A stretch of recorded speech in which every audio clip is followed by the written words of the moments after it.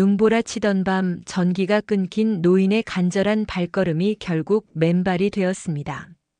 아들 집 문 앞에서 쫓겨난 66 노인의 이야기가 온라인을 뜨겁게 달구고 있습니다.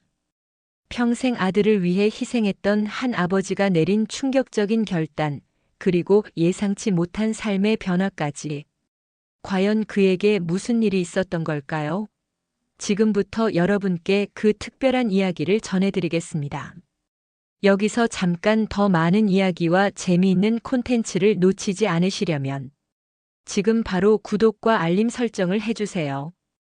여러분의 관심이 저희 채널에게 큰 힘이 됩니다.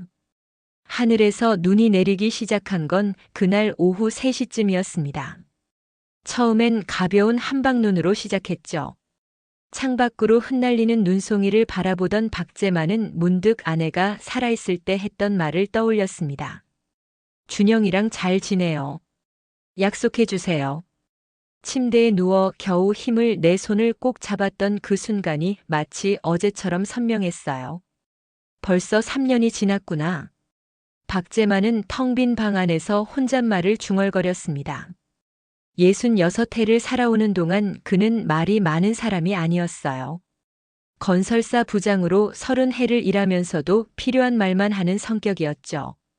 동료들은 그런 그를 묵직한 바위 같은 사람이라고 불렀습니다. 갑자기 탁 소리와 함께 집안의 불이 꺼졌어요. 전기가 나갔습니다. 창밖을 내다보니 눈은 더욱 거세게 내리고 있었죠. 거실 소파에 앉아 깊은 한숨을 내쉬던 박재만은 손에 들린 휴대폰을 바라봤습니다. 아들 준영의 번호가 화면에 떠 있었어요. 통화 버튼을 누르기까지 망설임이 있었지만 결국 손가락이 화면을 눌렀습니다. 또. 신호음만 길게 이어질 뿐 아무도 받지 않았어요. 3번을 더 시도했지만 결과는 같았습니다. 문자를 보내봤지만 답장도 오지 않았죠. 이대로 있다간 안 되겠구나. 창밖은 이미 하얀 눈으로 덮여 있었습니다. 날은 점점 더 어두워지고 추위는 더해갔어요. 집안의 온도계는 영상 12도를 가리키고 있었죠. 박재만은 두꺼운 패딩 점퍼를 걸치고 신발장에서 장화를 꺼냈습니다. 아내가 사줬던 장갑을 끼고 목도리를 단단히 감았어요. 준영이네라도 가봐야겠다. 문을 열자 차가운 바람이 얼굴을 때렸습니다. 눈은 무릎 높이까지 쌓여 있었어요. 발을 내디딜 때마다 뽀드득 소리가 났습니다. 아파트 단지를 벗어나 큰 길로 나오는 데만 15분이 걸렸죠. 버스는 끊긴 지 오래였고 택시를 잡으려 해도 한 대도 지나가지 않았습니다. 걸어가는 수밖에 없겠구만. 박재만은 길게 뻗은 대로를 바라보며 중얼거렸습니다. 아들 집까지는 걸어서 1시간 반은 좋게 걸릴 거리였어요. 하지만 발걸음을 멈출 수는 없었습니다. 캄캄한 하늘에서 내리는 눈발을 맞으며 그는 한 걸음 한 걸음 앞으로 나아갔어요. 눈은 멈출 기미가 보이지 않았습니다. 박재만의 발걸음은 점점 무거워졌죠. 1시간 반 동안 걸었을까요? 마침내 그의 눈앞에 아들 준영의 아파트가 보였습니다. 새롭게 지어진 30층짜리 고급 주상복합이었어요. 준영은 유학을 마치고 돌아와 IT 스타트업을 창업해 꽤 성공한 편이었죠. 드디어 도착했구나. 아파트 현관 앞에 서서 숨을 고르던 박재만은 인터폰 버튼을 눌렀습니다. 27층 2827호. 아들 부부가 사는 집이었죠. 잠시 후 인터폰 너머로 며느리 최윤서의 목소리가 들려왔어요. 누구세요? 나야 아버지. 잠시 침묵이 흘렀습니다. 이윽고 현관문이 열리고 엘리베이터를 타고 올라갔어요. 27층에 도착해 벨을 누르자 문이 열렸습니다. 최윤서가 차가운 표정으로 서 있었죠. 아버님, 갑자기 웬일이세요? 전화라도 한 통 하셨어야죠. 박재만은 눈앞의 며느리를 바라봤습니다. 33세 최윤서는 늘 세련되고 당당했어요. 결혼 초기만 해도 그에게 다정했지만 요즘은 점점 거리감을 두는 느낌이었죠. 집에 전기가 나가서. 준영이는 지금 회사에서 회의 중이에요. 곧 끝나고 오겠다고 연락은 왔는데. 최윤서의 말투에는 불편함이 묻어났습니다. 그때 집안에서 누군가 웃는 소리가 들렸어요. 박재만은 고개를 살짝 돌려 안을 들여다봤죠. 식탁에는 와인 2잔과 케이크가 놓여 있었습니다. 손님이라도 있나? 최윤서의 얼굴이 굳어졌어요. 아버님 죄송한데 지금은 좀 곤란해요. 준영이가 오면 연락드릴게요. 이런 날씨에 갑자기 오시면 어떡해요. 박재만이 뭐라 말하기도 전에 최윤서는 현관문을 닫으려 했습니다. 그 순간 발이 문턱에 걸렸어요. 균형을 잃은 박재만은 현관 바닥에 무릎을 꿇고 말았죠. 아이고 괜찮으세요? 최윤서는 놀란 듯 했지만 표정은 여전히 싸늘했습니다. 박재만은 겨우 몸을 일으켰어요. 그때 발에 이상한 느낌이 들었죠. 내려다보니 장화가 한짝 벗겨져 있었습니다. 지금은 정말 곤란해요. 나중에 오세요. 그래도 내 아들인데. 최윤서는 단호했어요. 준영이가 들어오는 건 한참 뒤에요. 제가 연락드릴게요, 네. 그리고는 쾅 하는 소리와 함께 문이 닫혔습니다. 박재만은 문 앞에 홀로 서 있었어요. 한 짝의 장화만 신은 채로. 다른 한 짝은 현관 안에 남겨진 채 말이죠. 이럴 수가. 목구멍까지 치밀어 오르는 감정을 삼키며 박재만은 엘리베이터 버튼을 눌렀습니다. 내려가는 내내 그의 머릿속은 복잡했어요.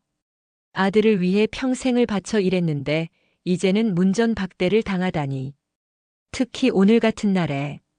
아파트를 나서자 눈은 더욱 거세게 내렸습니다. 한 짝의 장화로는 걸을 수가 없었어요. 결국 박재만은 남은 장화마저 벗어들고 맨발로 눈길을 걷기 시작했죠. 차가운 눈이 발바닥을 파고들었습니다.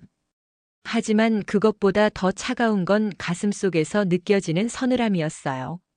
아들이, 내 아들이.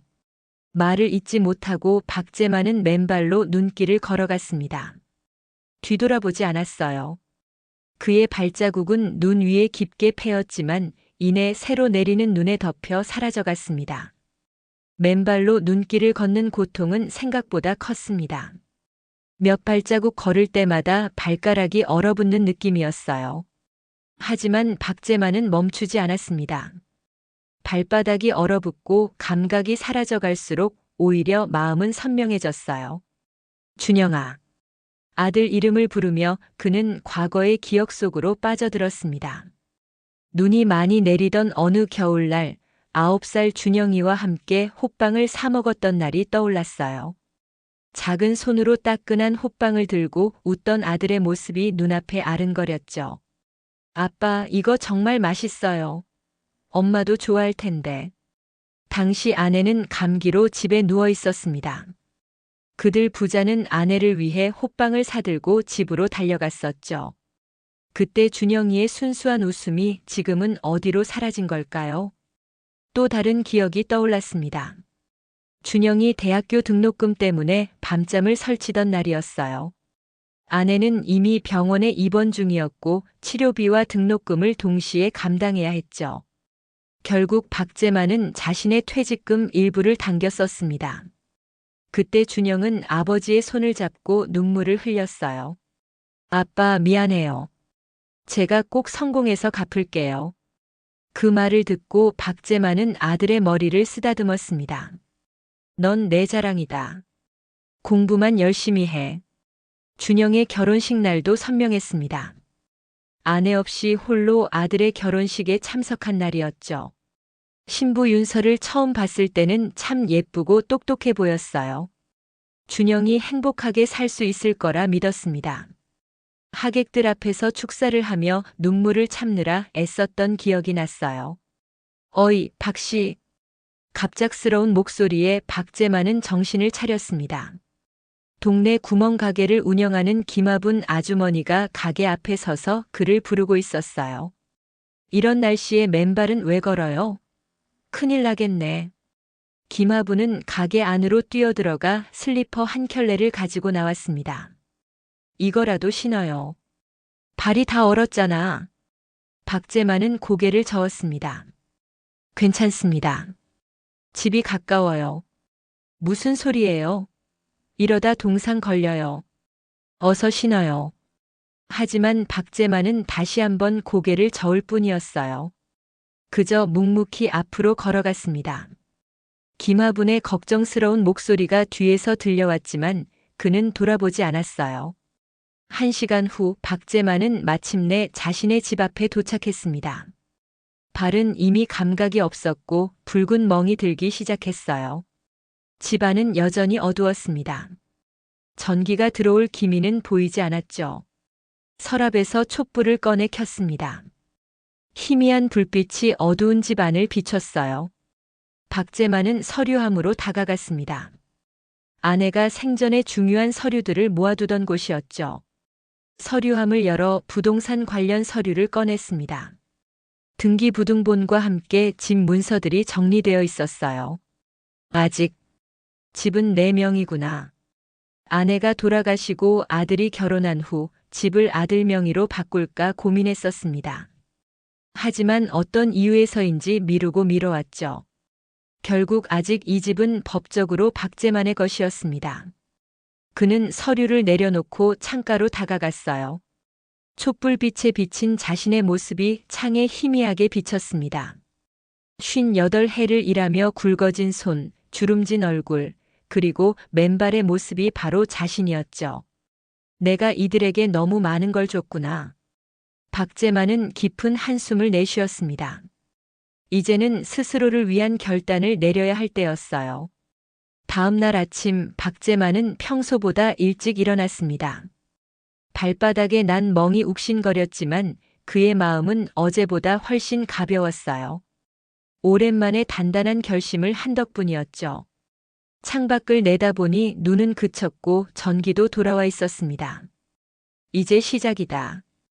아침 식사도 거른 채 박재만은 단정하게 옷을 갈아입었어요. 평소엔 잘 꺼내 입지 않던 정장을 골랐습니다. 아내가 마지막으로 사준 넥타이를 맸죠. 서류 가방에는 어젯밤 확인했던 집 서류들을 넣었어요. 그리고 집을 나섰습니다. 동네 부동산 중개소는 아침부터 사람들로 북적였어요. 오상훈 부동산 사장은 박재만을 보자 반갑게 맞이했습니다. 어이구, 박 선생님. 오랜만입니다. 어쩐 일로? 박재만은 말없이 가방에서 서류를 꺼내 테이블 위에 올려놓았어요. 이 집 팔겠습니다. 오상훈의 눈이 커졌습니다. 갑자기요? 아드님한테 물려주신다고 하지 않으셨나요? 생각이 바뀌었습니다. 최대한 빨리 팔고 싶어요.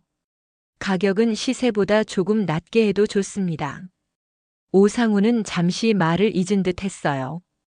그는 박재만의 표정을 살폈지만 그 단단한 눈빛에서 결심이 확고함을 느꼈습니다. 알겠습니다만 사연이 있으신 것 같은데요. 사연 같은 건 없습니다. 그저 나 혼자 살기엔 너무 큰 집이라서요. 오상훈은 더 묻지 않았어요. 그는 냉철하지만 정중한 중개인이었습니다. 남의 사정을 깊이 캐묻지 않는 성격이었죠. 요즘 부동산이 안 좋아서. 그래도 박 선생님 댁은 위치가 좋으니 빨리 나갈 겁니다. 제가 최선을 다해 볼게요. 박재만은 고개를 끄덕였어요. 일주일 안에 계약이 됐으면 합니다. 일주일요? 그건 좀. 최대한 서둘러 주십시오. 오상훈은 잠시 고민하는 듯 했지만 이내 결심한 듯 고개를 끄덕였습니다. 알겠습니다. 제가 아는 분 중에 급하게 집을 찾는 분이 계세요. 바로 연락해 보겠습니다. 그날 오후 박재만의 집에는 3팀의 구매 희망자들이 다녀갔어요. 저녁 무렵 오상훈에게서 전화가 왔습니다. 박 선생님, 좋은 소식입니다. 오늘 보러 오셨던 첫 번째 분이 구매 의사를 밝히셨어요. 내일 계약하자고 하십니다. 그렇군요. 감사합니다. 계약금은 2천만 원 정도 생각하시는데 괜찮습니다. 내일 몇 시에 가면 될까요? 계약 시간을 정하고 전화를 끄는 박재만은 창가에 서서 깊은 숨을 내쉬었습니다. 30년을 살아온 집, 아내와 함께 아들을 키웠던 추억이 깃든 공간을 떠난다는 건 쉬운 결정이 아니었어요. 하지만 그의 마음은 이미 정해져 있었습니다.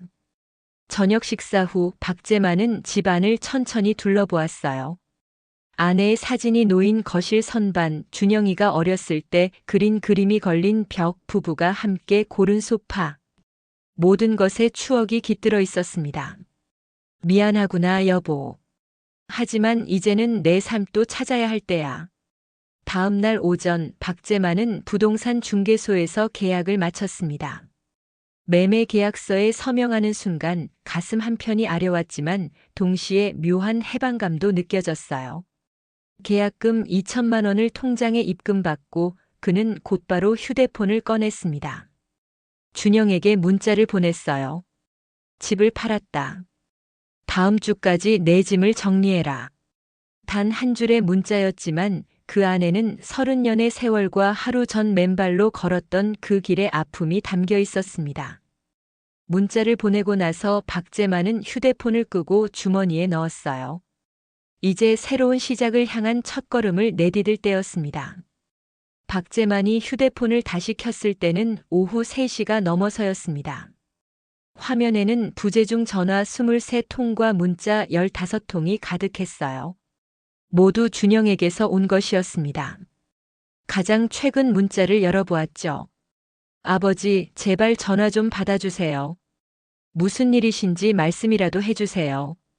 박재만은 한숨을 내쉬며 휴대폰을 내려놓았습니다.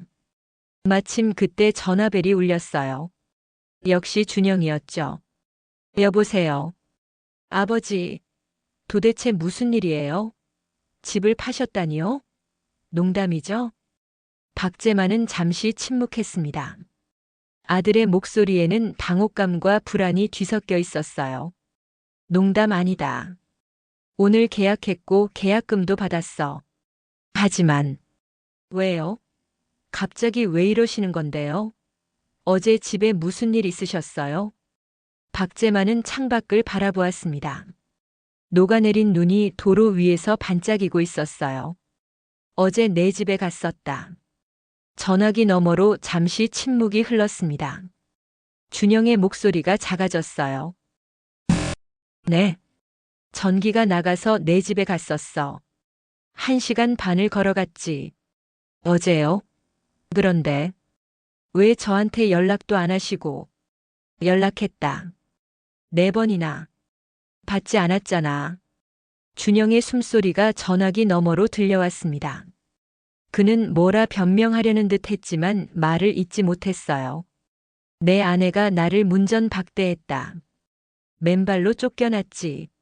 아버지, 그게. 윤서가 그럴 리가. 넌 없었어. 회의 중이라고 하더군. 박재만의 말에 준영은 할 말을 잃은 듯 했습니다. 그리고 몇 초 후 그의 목소리가 떨리며 들려왔어요. 어제 저녁에 친구들과 술자리가 있었어요. 회의는 핑계였고. 그래, 알고 있다. 내 아내는 손님이 있었으니까. 다시 침묵이 흘렀습니다. 이번에는 더 길었어요. 아버지, 정말 죄송해요. 제가 지금 당장 가겠습니다. 이야기 좀 해요. 늦었다. 계약금도 받았고 다음 주면 이사 갈 거다. 어디로요? 저한테도 알려주셔야죠. 박재만은 고개를 저었습니다. 비록 전화로 아들이 볼 수 없지만 그의 마음은 이미 굳게 닫혀 있었어요. 그럴 필요 없다. 앞으로는 각자 살자. 아버지, 그럴 순 없어요. 제가 잘못했습니다. 용서해 주세요. 박재만은 마음속 깊이 우러나오는 말을 꺼냈습니다. 너희에게 너무 많은 걸 줬다. 이제는 나를 위해 살 때다. 전화를 끊기 전 준영의 다급한 목소리가 들렸지만 박재만은 신경 쓰지 않았어요. 휴대폰을 다시 끈 그는 서랍에서 새 집을 구하기 위한 부동산 전단지들을 꺼냈습니다. 저녁 무렵 현관 초인종이 요란하게 울렸어요. 문을 열자 준영과 윤서가 서 있었습니다. 준영의 눈은 붉게 충혈되어 있었고 윤서는 창백한 얼굴로 고개를 숙이고 있었죠. 아버지, 정말 죄송합니다. 제발 이러지 마세요. 준영이 현관문 앞에서 애원했습니다. 박재만은 그들을 집 안으로 들이지 않았어요. 다 정해진 일이다. 다음 주까지 내 물건들 가져가라. 아버님, 윤서가 조심스럽게 입을 열었습니다. 정말 죄송해요. 어제는 제가 너무 실례를 했어요. 용서해 주세요. 박재만은 며느리를 바라보았습니다. 평소의 당당함은 온데간데 없고 처음으로 진심 어린 사과의 모습이었어요. 하지만 그의 마음은 이미 변하지 않았습니다. 내일 오후에 새 집을 보러 간다. 너희 짐은 창고에 모아두겠다. 말을 마친 박재만은 조용히 문을 닫았습니다. 문 밖에서 준영의 애원하는 목소리가 들렸지만 그는 귀를 기울이지 않았어요. 서재로 들어간 그는 창문 너머로 어두워진 하늘을 바라보았습니다. 내일은 새로운 삶을 향한 여정이 시작될 터였죠. 다음 날 아침 박재만은 일찍 눈을 떴습니다. 창밖으로 보이는 하늘은 맑았어요. 어제의 눈보라가 거짓말처럼 사라지고 햇살이 환하게 비치고 있었죠. 그는 자리에서 일어나 간단히 아침을 챙겨 먹었습니다. 오전 11시 오상훈 부동산 사장이 데리러 오기로 했어요. 새 집. 어떤 곳이 좋을까? 혼잣말을 중얼거리며 박재만은 오래된 앨범을 펼쳤습니다. 젊은 시절 아내와 함께 찍은 사진들이 가득했어요. 그 중에서도 가장 마음에 드는 건 신혼여행으로 갔던 작은 바닷가 마을에서의 사진이었죠. 청명한 하늘 아래 소박한 집들이 모여있던 그곳에서 아내는 유독 행복해 했었습니다. 이런 곳에서 살면 얼마나 좋을까요, 여보? 아내의 말이 귓가에 생생히 들리는 것 같았어요. 박재만은 사진을 다시 앨범에 넣고 조용히 덮었습니다.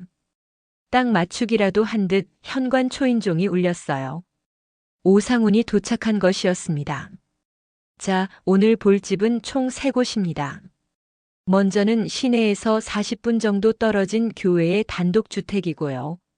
차에 올라타며 오상훈이 설명했습니다.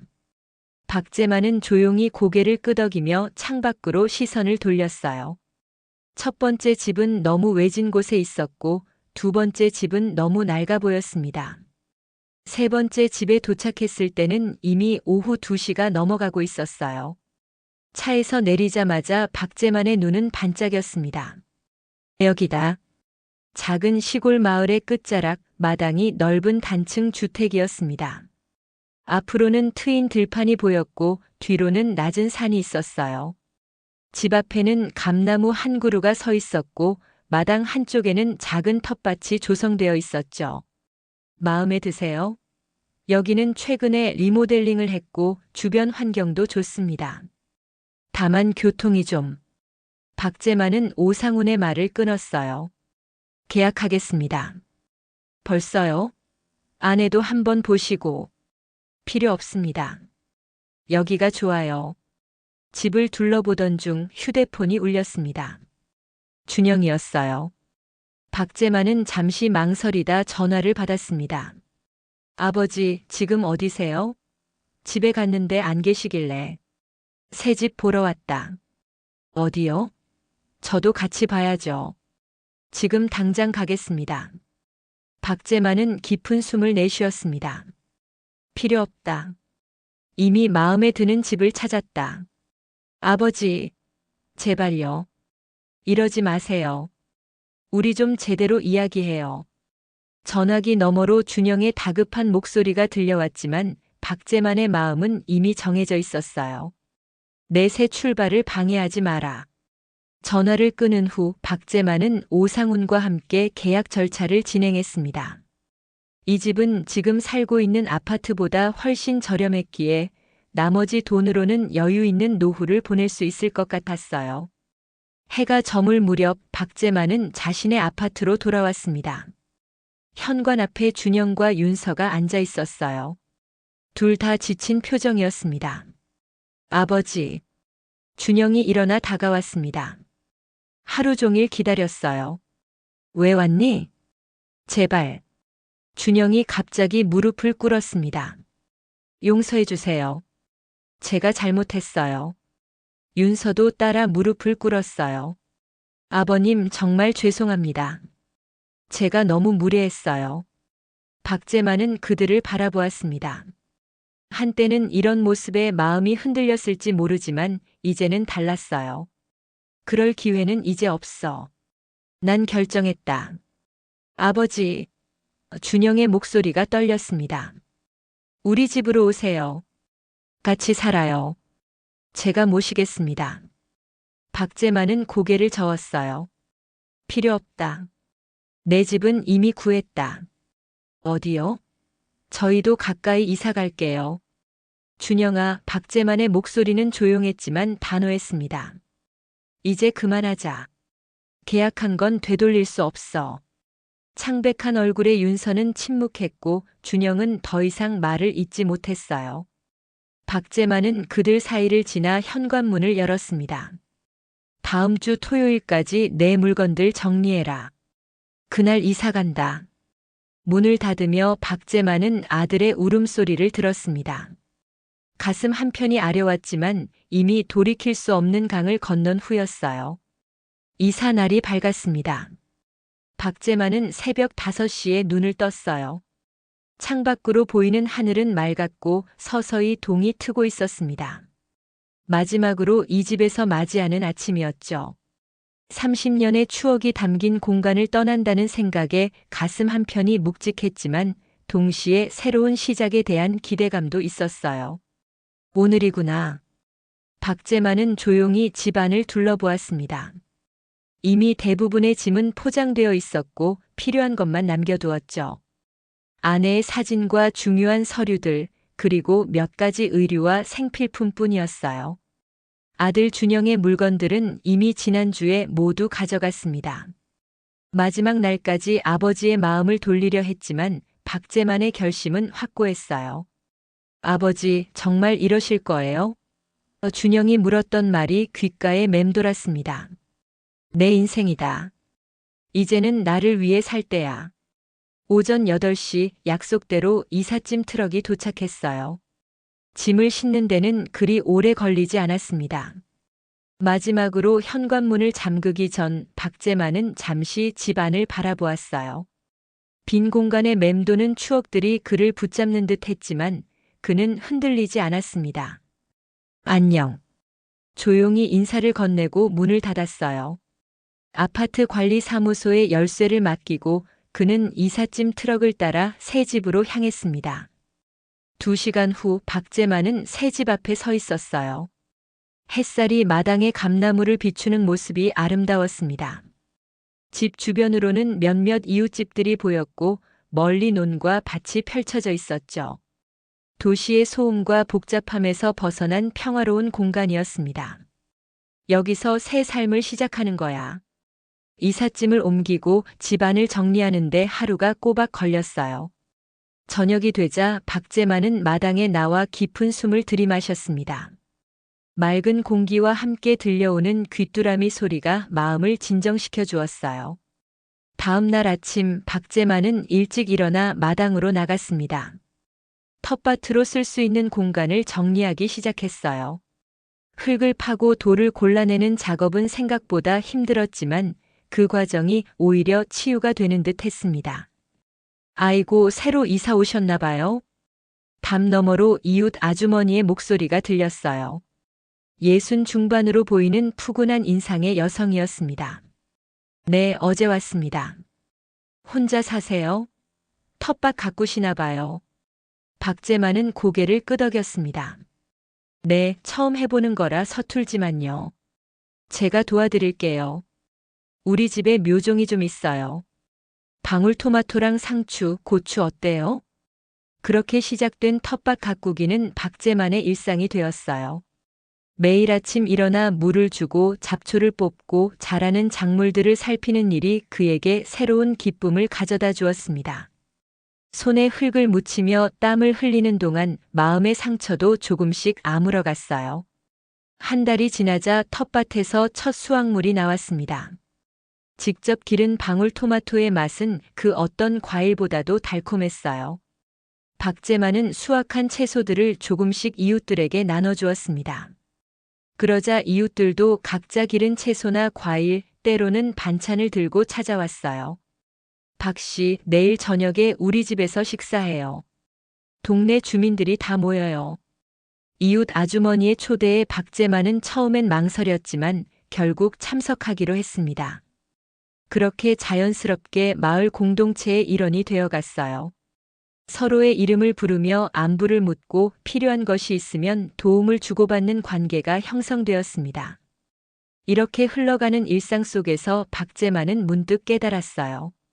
자신이 그토록 바라던 것은 화려한 성공이나 물질적 풍요가 아니라 존중받는 느낌, 그리고 따뜻한 공동체 속에서의 소속감이었다는 것을요. 여보, 나 이제 좀 알 것 같아. 밤하늘의 별을 바라보며 박제만은 아내에게 말을 건넸습니다. 대답은 없었지만 부드러운 바람이 그의 뺨을 쓰다듬는 것 같았어요. 아이고, 이 발은 어쩌다 이렇게 됐소? 동네 목욕탕에서 만난 이웃 할아버지의 물음에 박제만은 발을 살짝 움츠렸습니다. 발바닥 가장자리와 발가락 쪽에는 아직도 옅은 멍 자국이 남아 있었어요. 이미 2달이 지났지만 그날의 흔적은 쉽게 사라지지 않았습니다. 아, 이거요? 겨울에 좀 다쳤습니다. 박제만은 적당히 얼버무렸어요. 그날 밤 맨발로 눈길을 걸었던 일은 이제 먼 기억처럼 느껴졌지만 발에 남은 상처는 여전히 생생했습니다. 때로는 밤중에 욱신거리며 그를 깨우기도 했죠. 조심해야지. 우리같이 나이 든 사람들은 작은 상처도 크게 번질 수 있어. 네, 앞으로 더 조심하겠습니다. 목욕을 마치고 집으로 돌아오는 길, 박제만은 문득 지난 시간을 되돌아보았습니다. 이사 온 지 벌써 3달이 지났어요. 그동안 그는 텃밭을 가꾸며 소소한 일상을 즐겼고 이웃들과 가까워졌죠. 점심때면 가끔 동네 할머니들이 직접 담근 김치나 반찬을 들고 찾아왔고 저녁에는 마을 회관에서 이웃들과 함께 TV를 보기도 했습니다. 처음엔 적응하기 힘들 줄 알았는데 혼잣말을 중얼거리며 집에 도착한 박제만은 우편함을 열었어요. 고지서 몇 장과 함께 택배 상자 하나가 있었습니다. 발신인은 없었지만 아들 준영이 보낸 것임을 직감적으로 알 수 있었죠. 집 안으로 들어와 택배 상자를 열어보았습니다. 안에는 따뜻한 양말 3켤레와 편지 한 장이 들어 있었어요. 아버지, 잘 지내고 계신지 걱정됩니다. 어머니 기일이 다가오네요. 만약 괜찮으시다면 찾아뵙고 싶습니다. 아버지 덕분에 많은 것을 깨달았습니다. 연락 주시면 찾아뵙겠습니다. 마이너스 준영 올림. 박제만은 편지를 내려놓고 달력을 바라보았습니다. 다음 주 수요일 아내의 3주기였어요. 작년까지만 해도 준영과 함께 묘소를 찾아갔었는데 올해는 어떻게 해야 할지 망설여졌죠. 휴대폰을 꺼내 메시지 창을 열었습니다. 준영에게 답장을 쓰려다 멈추었어요. 무슨 말을 해야 할지 아직 마음이 정리되지 않았습니다. 저녁 식사 후 박제만은 마당에 나와 밤하늘을 바라보았어요. 아내가 좋아했던 별들이 반짝이고 있었습니다. 문득 아내가 생전에 자주 했던 말이 떠올랐죠. 미움은 우리를 병들게 해요. 용서할 수 있는 마음이 건강한 거예요. 아내는 늘 그랬습니다. 누구에게나 따뜻하고 쉽게 용서하는 사람이었어요. 어쩌면 자신은 그런 아내와 달랐기에 지금 이렇게 홀로 남게 된 건지도 모르겠다는 생각이 들었습니다. 용서라. 깊은 생각에 잠겨있던 박제만의 휴대폰이 울렸어요. 화면을 보니 준영이었습니다. 잠시 망설이다 전화를 받았어요. 아버지, 택배 받으셨어요? 응, 받았다. 다음 주 수요일은 어머니 기일인데 찾아뵈도 될까요? 박제만은 깊은 숨을 들이마셨습니다. 아들의 목소리에는 진심 어린 미안함이 담겨 있었어요. 내 어머니는 늘 용서하는 사람이었지. 아버지, 수요일 아침 11시 묘소에서 만나자. 전화를 끊고 박재만은 하늘을 올려다보았습니다. 별 하나가 유난히 밝게 빛나고 있었어요. 마치 아내가 미소 짓고 있는 것처럼 느껴졌습니다. 다음 날 아침 텃밭에 나간 박재만은 처음으로 고추를 수확했어요. 빨갛게 익은 고추들이 햇살 아래 반짝였습니다. 작년까지만 해도 상상하지 못했던 일상이었죠. 이웃 할머니가 알려준 대로 고추장을 담가볼 생각에 설레기도 했어요. 여보, 나 이제 괜찮아. 박재만은 고추를 따며 아내에게 속삭였습니다. 발바닥의 상처는 아직 완전히 아물지 않았지만 마음의 상처는 조금씩 치유되고 있었어요. 때로는 상처가 있어야 더 강해질 수 있다는 것을 이제야 깨달았습니다. 수요일 아침 박재만은 깔끔하게 차려입고 아내의 묘소로 향했어요. 멀리서 준영의 모습이 보였습니다. 그는 홀로 서서 누군가를 기다리고 있었어요. 박재만이 다가가자 준영은 고개를 숙였습니다. 아버지. 말 대신 박재만은 조용히 아들의 어깨를 두드렸어요. 아들과 함께 아내의 묘 앞에 무릎을 꿇고 향을 피웠습니다. 두 사람은 말없이 아내를 추모했어요. 내 어머니가 늘 말했지. 준영이랑 잘 지내요라고. 아버지. 정말 죄송합니다. 이제 됐다. 각자의 길을 가졌구나. 저희 집에 한번 오세요. 손자도 보고 싶어 하실 거예요. 박재만은 미소를 지었습니다. 언젠가는 가마. 하지만 지금은 내 시간이 필요해. 두 사람은 함께 묘소를 내려왔습니다. 이별의 시간 준영이 조심스레 물었어요. 발은 괜찮으세요? 이젠 괜찮다. 상처는 아물게 되어 있으니까. 그날 밤 홀로 집으로 돌아온 박재만은 텃밭에 앉아 별을 바라보았습니다. 발끝의 기억은 여전히 남아 있었지만 이제는 그것이 새로운 시작의 증거처럼 느껴졌어요. 여보, 나 이제 정말 괜찮아. 바람이 불어오며 그의 귓가에 속삭이는 것 같았습니다. 마치 아내가 대답해주는 것처럼요. 박재만은 미소 지으며 내일 심을 씨앗들을 생각했습니다. 이제 그의 삶은 완전히 새로워졌으니까요.